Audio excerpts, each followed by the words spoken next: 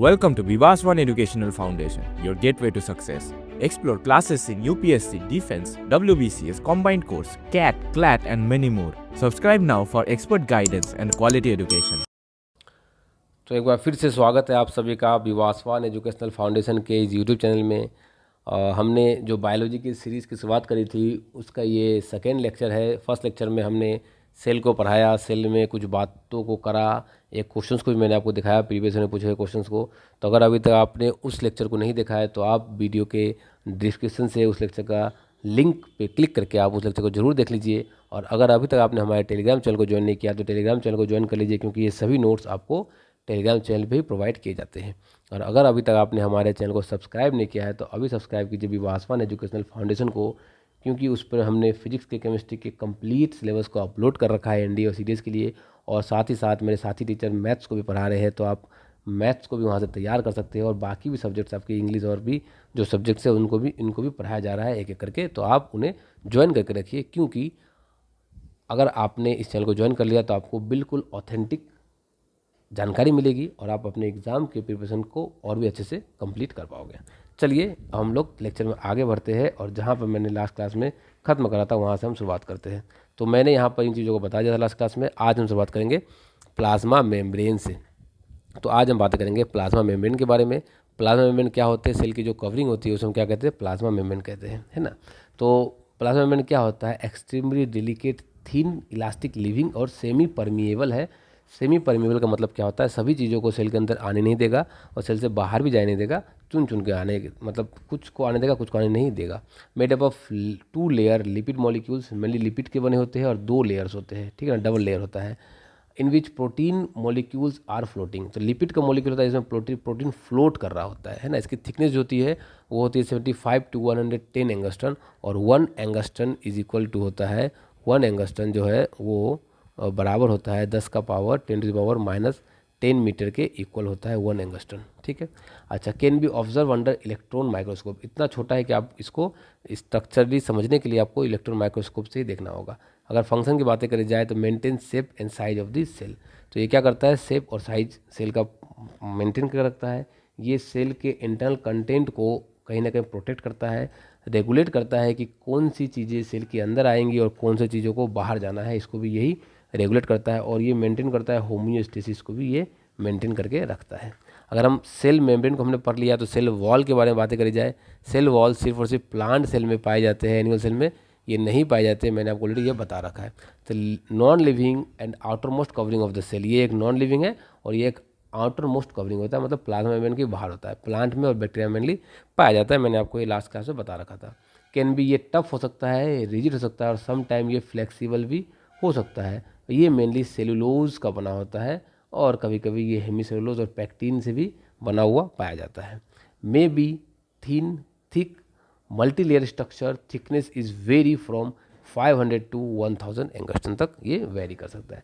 इसके अगर फंक्शन के बारे में बातें करी जाए तो ये क्या करता है, सेल को शेप देता है, सेल को स्ट्रेंथ देता है, सेल को रिजिडिटी देता है, प्रिवेंट करता है सेल के ड्राइंग अप होने से, है ना, डेसिकेशन से बचाता है सेल को, और help in controlling the cell के एक्सपेंशन को भी ज़्यादा नहीं होता है, सेल को ब्रस्टिंग से भी कहीं ना कहीं ये बचाता है। Protect cell from external pathogens, बाहर से अगर कोई पैथोजन आ जाए, कोई डिजीज कॉजिंग ऑर्गेनिज्म आ जाए तो उससे भी ये सेल को बचा के रखता है। अगर हमने सेल के 2 ऑर्गेनल के बारे में बातें कर लिया है। प्लाज्मा मेम्ब्रेन को हमने डिटेल में देख लिया और हमने सेल वॉल को डिटेल में देख लिया। अब हम बातें करेंगे किसके बारे में, तो अब हम बातें करेंगे न्यूक्लियस के बारे में। तो देखिए न्यूक्लियस के बारे में अगर मैं बातें करूं तो न्यूक्लियस को अगर मैं बताऊं आपको तो ये एक डेंस स्फेरिकल स्ट्रक्चर है। तो मान लीजिए ये न्यूक्लियस है। अब न्यूक्लियस के अंदर भी एक छोटा सा स्ट्रक्चर होता है जिसको हम कहते हैं न्यूक्लियोलस। तो एक छोटा सा स्ट्रक्चर होता है न्यूक्लियस के अंदर जिसे हम क्या कहते हैं, जिसे हम कहते हैं न्यूक्लियोलस। तो ये हमारा क्या है, तो ये हमारा न्यूक्लियोलस है। अब अगर आप न्यूक्लियस को देख लो, समझ लो, तो यहाँ से चलिए, न्यूक्लियस में क्या होते हैं, छोटे छोटे पोर्स होते हैं, छोटे छोटे पोर्स होते हैं। इनको बुलाता है न्यूक्लियर पोर, इनको बुलाता है न्यूक्लियर पोर। और न्यूक्लियस के अंदर ही डीएनए भी होता है, और डीएनए और साथ ही साथ वो डीएनए ही सेल डिवीज़न के टाइम में क्रोमोसोम का स्ट्रक्चर ले लेता है। तो इसके अंदर डीएनए भी होते हैं और क्रोमोसोम भी होते हैं। और न्यूक्लियस के अंदर क्या होते हैं, तो न्यूक्लियस के वॉल्यूम में न्यूक्लियस के वॉल्यूम में बहुत ही छोटे छोटे नहीं, मतलब एक फ्लूइड होता है जिसको हम कहते हैं न्यूक्लियोप्लाज्म। तो मैं अगर आपको न्यूक्लियस के इनको लेबलिंग कर दूं तो आप ध्यान से समझो कि ये जो है ये न्यूक्लियर वॉल या न्यूक्लियर मेम्ब्रेन है, ये डबल मेम्ब्रेन होता है। तो अगर मैं इसको ऐसा करूं, मैं इसको समझाना चाहूँगा आपको, तो ये कुछ ऐसा होगा डबल मेम्ब्रेन। मैं आपको डबल मेम्ब्रेन दिखा देता हूँ, एक ही दिखा देता हूँ ताकि आपको क्लियरिटी हो जाए बस कि मैं समझाना क्या चाह रहा हूँ। तो ये ऐसा डबल मेम्ब्रेन होता है, सभी में होगा, मैं एक बता रहा हूँ, ठीक है। तो न्यूक्लियस क्या होगा, न्यूक्लियस इज डबल मेम्ब्रेन। तो ये क्या है, ये है न्यूक्लियर मेम्ब्रेन, ये है न्यूक्लियर मेम्ब्रेन, ये है न्यूक्लियर मेम्ब्रेन। इसके अंदर होते हैं जेनेटिक मटेरियल, इसके अंदर क्या होते हैं, जेनेटिक मटेरियल्स होते हैं, जेनेटिक मटेरियल। चलिए, और ये है हमारा न्यूक्लियोलस, न्यूक्लियोलस।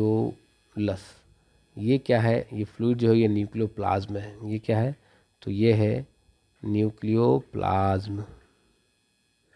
और ये जो पोर है ये इसको हम कहते हैं न्यूक्लियर पोर। तो इसको मैं इधर लिख देता हूँ, न्यूक्लियर पोर। तो ये कुछ स्ट्रक्चर है जो कि न्यूक्लियस से रिलेटेड थे। अब हम लोग चलिए थ्योरी को मैं आपको समझाता हूँ। डेंस स्फेरिकल बॉडी है located near the centre of the cell में होते हैं, ठीक है, कोई बात नहीं। 10 से 25 माइक्रोमीटर तक इसकी डायमीटर हो सकती है। Present in all cell except red blood cell. और कुछ सीव ट्यूब सेल होते हैं प्लांट में, इन दोनों में छोड़ के हर जगह पर हर सेल में पाए जाते हैं। Well develop in plant and animal cell में ज़्यादा अच्छे डेवलप होते हैं। अनडेवलप होते हैं कहाँ पर, बैक्टीरिया में और ब्लू ग्रीन एल्गी में एक्चुअली में होते ही नहीं है, न्यूक्लियोलॉइड्स कह देते हैं उसे हम, कहीं ना कहीं वो डेवलपिंग स्टेज में होते हैं। Most of the cell are uninucleated having only one nucleus. कुछ कुछ सेल में ज़्यादा भी होते हैं। अच्छा, few type of cell have more than one nucleus, बोलते हैं मल्टी न्यूक्लिएटेड, जैसे कि मसल के सेल, ठीक है ना। तो अब यहाँ पर इसके स्ट्रक्चर में देखा जाए, देखिए न्यूक्लियस डबल लेयर कवरिंग कल न्यूक्लियर मेम्ब्रेन। जो कवरिंग होती है वो डबल लेयर की होती है और उसे हम क्या कहते हैं, उसे हम न्यूक्लियर मेम्ब्रेन कहते हैं। मैंने आपको अभी भी बताया, nuclear membrane has pore of diameter 80 to 100 nanometre. और न्यूक्लियर मेम्ब्रेन के ऊपर पोर्स होते हैं जिनको न्यूक्लियर पोर बोला जाता है, और उनकी डायमीटर्स भी यहाँ पर दी गई है 80 से 100 नैनोमीटर तक होती है। Colourless dense sap present inside the nucleus known as nucleoplasm. तो क्या बोला गया, एक सैप पाया जाता है, कहाँ, वो कैसा होता है, कलरलेस होता है। इसको हम क्या कहते हैं, इसको हम न्यूक्लियोप्लाज्म कहते हैं। देखिए मैंने सभी चीज़ों को आपको ऑलरेडी बता रखा है, सिर्फ उन्हीं चीज़ों को मैं थ्योरी में पढ़ दे रहा हूँ ताकि आपको आसानी हो चीज़ों को समझने में। Nucleoplasm contain round nucleolus and a network of chromatin fibre. तो यहाँ पर क्या बोला गया है कि यहाँ पर न्यूक्लियोलस भी पाया जाएगा और साथ ही साथ पतले पतले क्रोमेटिन फाइबर पाए जाएंगे। तो मैं क्या करता हूँ, क्रोमेटिन फाइबर को बहुत ही ज़्यादा पतला बना देता हूँ ताकि ज़्यादा कुछ लगे नहीं मगर मिल जाए। अगर आप यहाँ पर ध्यान से देखोगे तो आपको क्रोमेटिन फाइबर दिखेंगे। काफ़ी डिटेल स्ट्रक्चर हो चुका है हमारा ये। तो मैं अब इसको लेवलिंग भी कर देता हूँ। लेवलिंग करने के लिए मुझे इसको बढ़ाना पड़ेगा। तो ये हमारा हो गया क्रोमेटिन फाइबर्स। तो ये हमारे क्या हो गए, क्रोमेटिन फाइबर हो गए। चलिए आगे बातों को करा जाए। क्या बोला गया, fibres are compose of deoxyribonucleic acid और डीएनए। अच्छा, उससे डीएनए बनता है और उसके मतलब वो देखिए हिस्टोन के साथ मिल करके वो ही फाइबर्स क्या बनाता है, डीएनए बना लेता है। वो आपके जेनेटिक्स में पढ़ाऊंगा आपको डिटेल में, वहाँ हम लोग समझेंगे। This fibre condense to from chromosome. और वही डीएनए, यही जो डीएनए है, ये जो मैंने अभी डीएनए बनाया आपको बताया, यही कंडेंस होकर के क्रोमोसोम का स्ट्रक्चर, क्रोमोसोम का शेप ले लेता है सेल डिवीज़न के टाइम में, है ना। तो ये कुछ बातें हमने करा किसके बारे में, न्यूक्लियस के बारे में। अब न्यूक्लियस में ही देखिए किस तरह से इसको हम डीएनए कहते हैं। डीएनए का एक छोटा सा पार्ट जो कि फंक्शनल यूनिट होता है उसे हम जीन का नाम देते हैं। और यही जीन किस तरह से क्रोमेटिन के साथ लिपट के किस तरह से क्रोमोसोम का फॉर्मेशन कर रहा है, ये मैंने आपको दिखा दिया। Chromosome contain stretch of DNA call gene. तो क्रोमोसोम के पास क्या होते हैं, कुछ जीन होते हैं जो कि कहीं ना कहीं एक फंक्शनल यूनिट है डीएनए का। The gene transfer the heritage information from one generation to next generation. जो आपके जनरेशन में जो आपके पेरेंट्स से जो भी हेरिडेटरी इन्फॉर्मेशन आए हैं, either it is talent, disease और अदरवाइज एनीथिंग, वो कैसे आए, तो वो एक व्हीकल पे बैठ के आए जिस व्हीकल का नाम जीन है। एक जनरेशन से दूसरे जनरेशन में वो चले आते हैं। अगर हम फंक्शंस के बारे में बातें करें तो क्या फंक्शंस है, न्यूक्लियस जो है वो कंट्रोल करता है सेल के मैक्सिमम सभी एक्टिविटीज़ को। जैसे सेल के अंदर क्या रिएक्शन चलेंगी उसे भी देखता है, प्रोटीन की सिंथेसिस को भी न्यूक्लियस देखता है, सेल के ग्रोथ को, और सेल डिवीजन में भी एक बहुत ही मेजर रोल प्ले करता है कौन, न्यूक्लियस। न्यूक्लियोलस जो है, जो सेल के अंदर होता है छोटा सा, जो कि मैंने ब्लैक से बनाया ऊपर में, वो बनाता है क्या, राइबो न्यूक्लिक एसिड आरएनए बनाता है। और साथ ही साथ टू कॉन्स्टिट्यूट ऑफ राइबोसोम, जो राइबोसोम्स आपको दिखे वो भी कौन बनाता है, वो भी न्यूक्लियोलस ही बनाता है। तो राइबोसोम्स कहाँ बनते हैं, न्यूक्लियोलस में बनते हैं। स्टोर हेरिडिटी इन्फॉर्मेशन और जीन्स, और ये जीन्स की इन्फॉर्मेशन कहाँ होती है, न्यूक्लियस में होती है। तो हमने किन किन बातों को पढ़ लिया, हमने अभी तक प्लाज्मा मेम्ब्रेन को पढ़ा, सेल वॉल को पढ़ा, न्यूक्लियस को पढ़ा। अब हम बातें करेंगे साइटोप्लाज्म के बारे में। चलिए साइटोप्लाज्म के बारे में बातें करी जाए। साइटोप्लाज्म क्या है, ये एक जेली लाइक मटेरियल है, फॉलो बाय 80% वाटर। तो साइटोप्लाज्म क्या है, मान लीजिए ये सेल है पूरा का पूरा, सेल के अंदर ये छोटा सा न्यूक्लियस, अब इसको छोड़ करके, वॉल को छोड़ करके, ये जो भी अंदर में एक जेली लाइक मटेरियल होगा उसको हम क्या कहते हैं, इसको ही हम कहते हैं साइटोप्लाज्म। और साइटोप्लाज्म में मेनली 80% तक क्या होता है, 80% तक वाटर ही होता है, पानी होता है। Present between the plasma membrane and the nucleus. तो ये कहाँ है, देखो आप, ये रहा प्लाज्मा मेम्ब्रेन और ये रहा न्यूक्लियस, ये इन दोनों के बीच है। Contain a clear liquid portion called cytosol और वेरियस पार्टिकल। तो इसमें भी अगर आप देखो तो दो पार्ट्स हैं, एक तो साइटोसोल है और साइटोसोल में बहुत सारे पार्टिकल्स फ्लोट कर रहे हैं। तो जो क्लियर लिक्विड पोर्शन है उसे हम साइटोसोल कहेंगे, और जो पार्टिकल्स फ्लोट कर रहे हो तो पार्टिकल्स है, और दोनों को मिला करके कहीं ना कहीं साइटोप्लाज्म बोला जाता है। जो पार्टिकल्स है वो किसके पार्टिकल्स होते हैं, तो वो प्रोटीन के पार्टिकल्स होते हैं। उनमें कार्बोहाइड्रेट भी हो सकते हैं, न्यूक्लिक एसिड, लिपिड और कुछ ऑर्गेनिक आयंस भी होते हैं, इनऑर्गेनिक आयंस भी होते हैं। All contains many organisms with distinct structure and function. और इसी के अंदर सभी सेल ऑर्गेनल्स भी होते हैं, either it is mitochondria, plasmid, plastid, anything, है ना। Some of this organelles are visible only under electron microscope. कुछ इसमें से ऑर्गेनल्स इतने छोटे होते हैं कि आपको उनको देखने के लिए सिर्फ और सिर्फ इलेक्ट्रॉन माइक्रोस्कोप की ही मदद लेनी होगी। आप नॉर्मल कंपाउंड माइक्रोस्कोप से, सिंपल माइक्रोस्कोप से इसे नहीं देख पाओगे। Granular and dense animal cell are thin in plant cell. क्या बोला गया, ग्रेनुलर डेंस इन एनिमल। अच्छा, ये जो साइटोप्लाज्म है वो कहीं ना कहीं ग्रेनुलर होगा और डेंस होगा किस सेल में, एनिमल सेल में, और पतला होगा किस सेल में, तो प्लांट सेल में। तो साइटोप्लाज्म की जो थिकनेस है उसके बारे में बातें करी जा रही है कि डेंस होगा प्लांट में, डेंस होगा एनिमल में और थीन होगा प्लांट में। चलिए बाकी बातों करते हैं। अब हमारा एक और स्ट्रक्चर आ चुका है जिसको हम कहते हैं एंडोप्लाज्मिक रेटिकुलम। तो अगर ये न्यूक्लियस है तो न्यूक्लियस के बिल्कुल दीवार से ही जुड़ा होता है कौन, एंडोप्लाज्मिक रेटिकुलम, इस तरह से जुड़ा हुआ होता है। तो इसको हम क्या कहते हैं, एंडोप्लाज्मिक रेटिकुलम। तो ये यहाँ पर इसको दिखाया जा रहा है। एंडोप्लाज्मिक रेटिकुलम को मैंने आपको लास्ट लेक्चर में पढ़ाया था कि ये दो टाइप के होते हैं, एक होता है रफ, एक होता है स्मूथ। चलिए इसमें डिटेल में बातें करी जाए। क्या है, network of tubular and vesicles structure which are interconnected with one another. तो नेटवर्क है जो एक दूसरे से कनेक्ट होते हैं। आप यहाँ पर ध्यान से अगर देखोगे तो आप यहाँ पर देख पाओगे कि मैंने भी इनको एक दूसरे से कनेक्ट करवाने की कोशिश करी है। चलिए, some part of the are connected to the nuclear membrane while the other are connected to the cell membrane. तो कुछ पार्ट न्यूक्लियर मेम्ब्रेन से कनेक्ट होते हैं, तो कुछ पार्ट सेल मेम्ब्रेन से भी कनेक्ट रहते हैं। ये दो टाइप के होते हैं, एक होता है स्मूथ और दूसरा होता है रफ। जो स्मूथ होते हैं, है ना, जो स्मूथ होते हैं उनके ऊपर राइबोसोम्स एब्सेंट होते हैं, लैक ऑफ राइबोसोम लिखा गया है, और जो रफ होते हैं उनके ऊपर राइबोसोम्स प्रेजेंट होते हैं। फंक्शंस की अगर बातें करी जाए, give internal support to the cytoplasm, को ये इंटरनल सपोर्ट देता है। रफ एंडोप्लाज्मिक रेटिकुलम क्या करता है, प्रोटीन की सिंथेसिस करते हैं ये। और स्मूथ एंडोप्लाज्मिक रेटिकुलम क्या करते हैं, सेल में लिपिड की सिंथेसिस करते हैं, जो कि सेल मेम्ब्रेन में जाकर के उसके स्ट्रक्चर में जाकर के उसे स्ट्रक्चर की फॉर्मेशन करने में हेल्प करते हैं। इन लिवर जो स्मूथ एंडोप्लाज्मिक रेटिकुलम्स होते हैं वो डिटॉक्सिफाई करते हैं ड्रग को, और अगर पॉइजन्स वगैरह का इंटेक हो जाए तो उसको भी। इन मसल जो स्मूथ एंडोप्लाज्मिक रेटिकुलम होते हैं वो स्टोर करते हैं कैल्शियम आयन को अपने में। तो ये कुछ फंक्शंस है। यहाँ से किसी भी टाइप के क्वेश्चंस आपको पूछे जा सकते हैं। कैसे क्वेश्चंस पूछे गए हैं प्रीवियस ईयर में, मैंने उनको भी यहाँ पर इंक्लूड किया है, हम उनको भी देखेंगे। अब हम लोग एक और सेल ऑर्गेनल के बारे में बातें करेंगे जिनका नाम है गोल्गी बॉडी। देखिए बिल्कुल जहाँ पर ये खत्म होता है इसके पास ही गोल्गी बॉडी यहाँ पर बैठा होता है।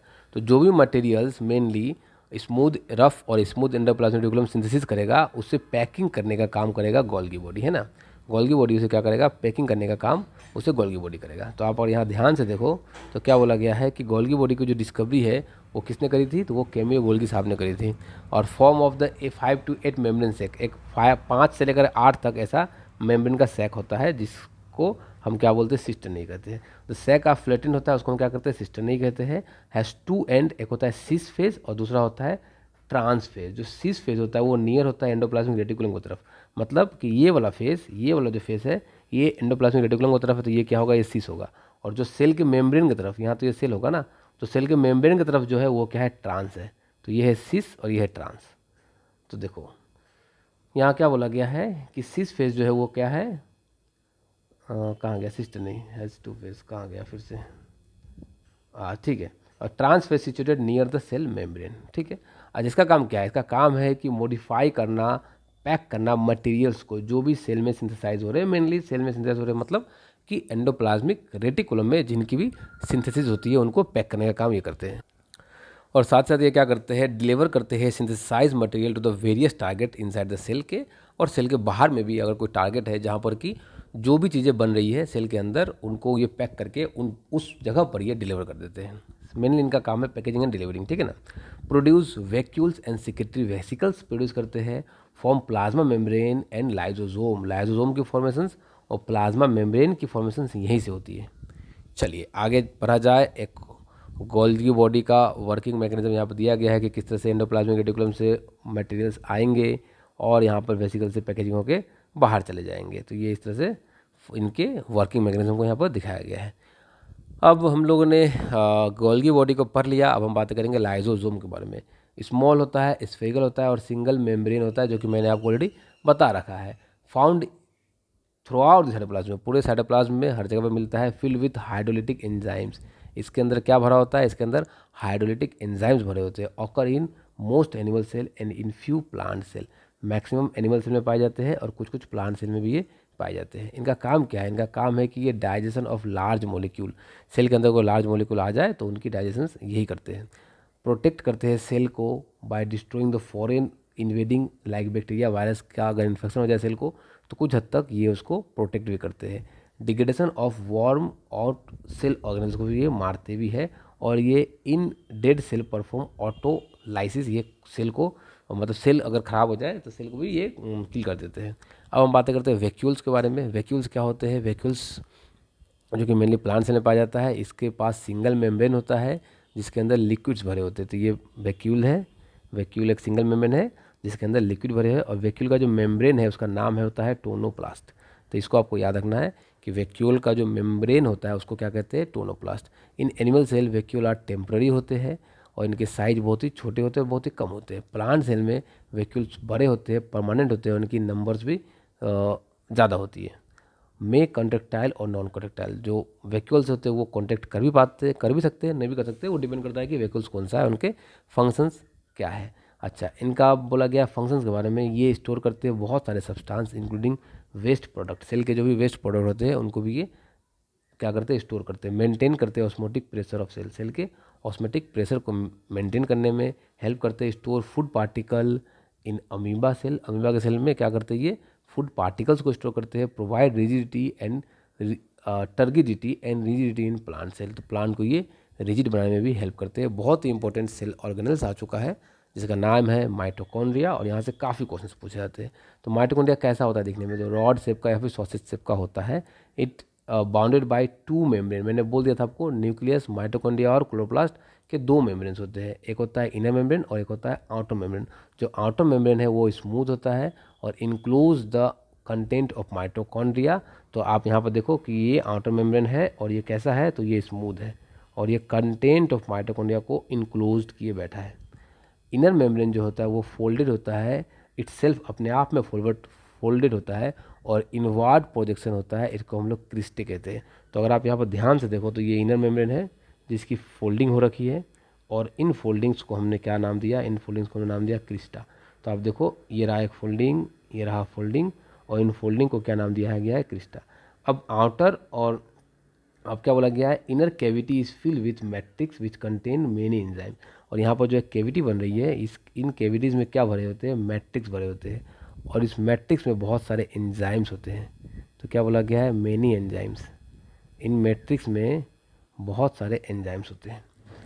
Contain their own DNA which are responsible for the many enzymatic reaction.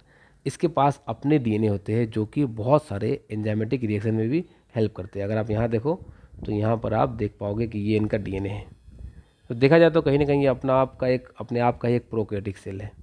इनके पास अपने एक डीएनए होते हैं जो बहुत सारे फंक्शंस में, बहुत सारे काम में आते हैं। अब यहाँ पर देखा जाए, अगर फंक्शंस के बारे में बातें करी जाए तो ये सिंथेसाइज करते हैं एनर्जी रिच कंपाउंड एटीपी की सिंथेसाइज यहीं पे होती है।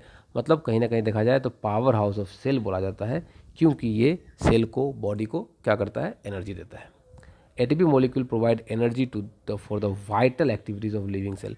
तो लिविंग सेल्स के जो भी वाइटल एक्टिविटीज़ होते हैं उनके लिए एटीपी मॉलिक्यूल्स ही रेस्पॉन्सिबल होता है, जो कि कहाँ सिंथेसिस होता है, जो कि माइटोकॉन्ड्रिया में सिंथेसाइज होता है।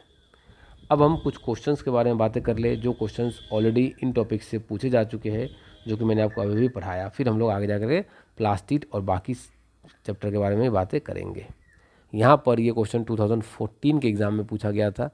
क्या है ये क्वेश्चन, चलिए देखा जाए। तो बोला गया है, within an animal cell the most abundant और inorganic constituents of protoplasm is. तो प्रोटोप्लाज्म का सबसे ज़्यादा अबंडेंट, सबसे ज़्यादा पाया जाने वाला इनऑर्गेनिक कॉन्स्टिट्यूएंट कौन सा है, तो कहीं ना कहीं वाटर है। बहुत ही आसान सा क्वेश्चन जो कि एनडीए 2014 में पूछा गया था। चलिए आगे क्वेश्चन को देखा जाए। इस क्वेश्चन में क्या बोला गया है, ये भी एनडीए 2014 का ही क्वेश्चन है। The site where the site of the cellular respiration in animal cell. तो कहाँ पर, किस जगह पे सेलुलर रेस्पिरेशंस होते हैं एनिमल सेल में, तो देखिए वो माइटोकॉन्ड्रिया ही है जहाँ पर सेलुलर रेस्पिरेशन होता है। और साथ ही साथ यहीं से क्या जनरेट होता है, एटीपी, जो कि सेल के एनर्जी में हेल्प करता है। तो ये है क्या, माइटोकॉन्ड्रिया। अभी भी मैंने आपको पढ़ाया माइटोकॉन्ड्रिया। तो आंसर हमारा क्या होगा, option B, that is mitochondria. 2014 का ये क्वेश्चन था। नेक्स्ट क्वेश्चन में क्या बोला गया है, which one of the following group of cellular organelles contain DNA. देखिए डीएनए किसके पास होंगे, मैंने क्या बोला था कि ये सेल है, सेल के अंदर न्यूक्लियस होगा, माइटोकॉन्ड्रिया होगा। तब माइटोकॉन्ड्रिया के पास अपना डीएनए था, न्यूक्लियस के पास तो था ही, क्लोरोप्लास्ट के पास अपना डीएनए होता है। तो न्यूक्लियस, क्लोरोप्लास्ट और माइटोकॉन्ड्रिया, ये लोग ऐसे ऑर्गेनेल्स हैं जो डबल मेम्ब्रेन होते हैं और इनके पास अपने डीएनए, अपने राइबोसोम्स भी होते हैं। अब आप एक बात समझिए, मैंने बोला था कि राइबोसोम साइटोप्लाज्म में भी होगा और राइबोसोम माइटोकॉन्ड्रिया के ऊपर भी होगा। तो जो राइबोसोम साइटोप्लाज्म में होगा ये भी एक राइबोसोम है, ये भी एक राइबोसोम है, और जो राइबोसोम माइटोकॉन्ड्रिया में होगा ये भी एक राइबोसोम है, ये भी एक क्या है, राइबोसोम है। राइबोसोम का स्ट्रक्चर कुछ ऐसा होता है, इसके दो सब यूनिट्स होते हैं, दो सब यूनिट्स होते हैं। तो जो राइबोसोम ऑर्गेनेल के ऊपर है उसके जो लार्जर सब यूनिट है, जो बड़ा वाला सब यूनिट है, उसको हम क्या कहते हैं, इसको हम कहते हैं 50S टाइप, और जो छोटा वाला है इसको कहते हैं 30S type. S for unit sedimentation coefficient कहते हैं, और दोनों को मिला के कहते हैं हम लोग 80 होना चाहिए, मगर 80 नहीं होता है, 70S होता है। और जो राइबोसोम सेल ऑर्गेनेल्स में नहीं होते हैं, जो राइबोसोम साइटोप्लाज्म में होते हैं, इनके बड़े सब यूनिट को बोला जाता है 60S और छोटे वाले को बोला जाता है 40S। दोनों को मिला के 100 होना चाहिए, मगर यहाँ पर ये होता है 80S। तो आप कह सकते हो कि जो राइबोसोम सेल ऑर्गेनेल्स के अंदर होंगे उसमें 70S जो राइबोसोम सेल ऑर्गेनेल्स में होंगे वो 70S टाइप होते हैं, और जो राइबोसोम साइटोप्लाज्म में होंगे वो 80S टाइप होते हैं। और न्यूक्लियस, क्लोरोप्लास्ट और माइटोकॉन्ड्रिया, इनके पास अपना डीएनए भी होता है। तो माइटोकॉन्ड्रिया ठीक है, न्यूक्लियस ठीक है, क्लोरोप्लास्ट ठीक है। गोल्गी बॉडी के पास नहीं होता है, प्लाज्मा मेम्ब्रेन के पास नहीं होता है, राइबोसोम के पास नहीं होता है। तो आंसर हमारा ऑप्शन ए हो जाएगा। बहुत ही आसान सा। देखिए जितने भी चीज़ों को मैंने पढ़ाया है क्वेश्चंस उसी के अराउंड पूछे जाएंगे। तो अगर आपको चीज़ें क्लियर है तो बहुत अच्छी बात है, क्योंकि आपसे क्वेश्चंस इसी के अराउंड ही पूछे जाएंगे। तो आप तैयार हो एग्ज़ाम में अच्छे से एग्ज़ाम को देने के लिए, मचाने के लिए। अगर आप तैयार नहीं हो तो आप हमारे सभी लेक्चर्स को ज़रूर देखिए, क्योंकि मैक्सिमम 75% लेक्चर्स अपलोडेड है। अब बस 20 से 25% का पोर्शन बचा हुआ है, जो कि बायोलॉजी का पोर्शन है। उससे भी मैं बहुत जल्दी ख़त्म कर दूंगा, ताकि आपको रिवीजन के लिए बहुत ज़्यादा टाइम मिल जाए, और हम लोग आपको शॉर्ट नोट्स भी प्रोवाइड करेंगे। तो मेक श्योर आपने हमारे चैनल को सब्सक्राइब कर रखा है, और अगर आपको वीडियो पसंद आई हो तो प्लीज़ वीडियो को लाइक करिए। नेक्स्ट क्वेश्चन जो कि 2018 में पूछा गया था, एनडीए एग्जाम में पूछा गया था, one of the additional function of smooth endoplasmic reticulum is. देखिए प्रोटीन की जो सिंथेसिस होती है वो कौन करता है, वो रफ एंडोप्लाज्मिक रेटिकुलम करता है, ये तो नहीं है। लिपिड तो करता ही है। Storage of biomolecules, detoxification of toxic substance. देखिए लिपिड सिंथेसिस तो करता ही है, मगर एक और function, another function, one of the additional function जो कि कौन करता है, वो डिटॉक्सिफिकेशन करता है। कहाँ पर, लीवर में करता है। मैंने आपको बताया था जब मैं स्मूथ एंडोप्लाज्मिक रेटिकुलम पढ़ा रहा था, तब मैंने बताया था। तो इसका आंसर क्या हो जाएगा, ऑप्शन डी हो जाएगा। बहुत ही अच्छा सा स्मार्ट क्वेश्चन मैं इसको बोल सकता हूँ। चलिए आगे बढ़ा जाए। नेक्स्ट क्वेश्चन 2019 का ये क्वेश्चन है, क्या बोला गया है, which one of the following cell organelles does not possesses nucleic acid. तो किसके पास डीएनए नहीं होते हैं, क्लोरोप्लास्ट के पास होते हैं, राइबोसोम के पास तो नहीं होता है। क्या बोला गया, cell organelle does not possess nucleic acid नहीं होता है। क्लोरोप्लास्ट के पास होता है, राइबोसोम के पास तो नहीं होता है।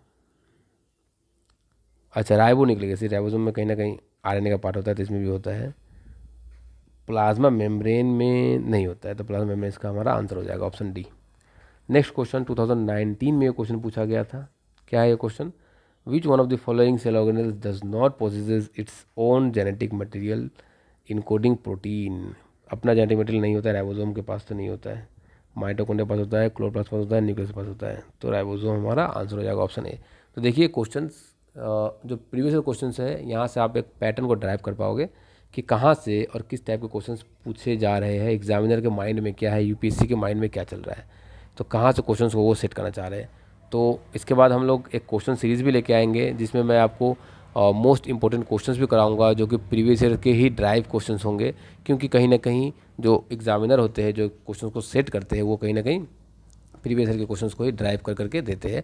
तो हम लोग भी उसी टाइप के क्वेश्चंस को डेवलप करेंगे और आपको प्रैक्टिस करवाएंगे। तो आज ये दूसरा लेक्चर था हमारे सेल का। एक और लेक्चर आएगा सेल का, जिसमें मैं सेल को कम्प्लीटली फिनिश करके फिर मैं नेक्स्ट लेक्चर की तरफ चले जाऊँगा।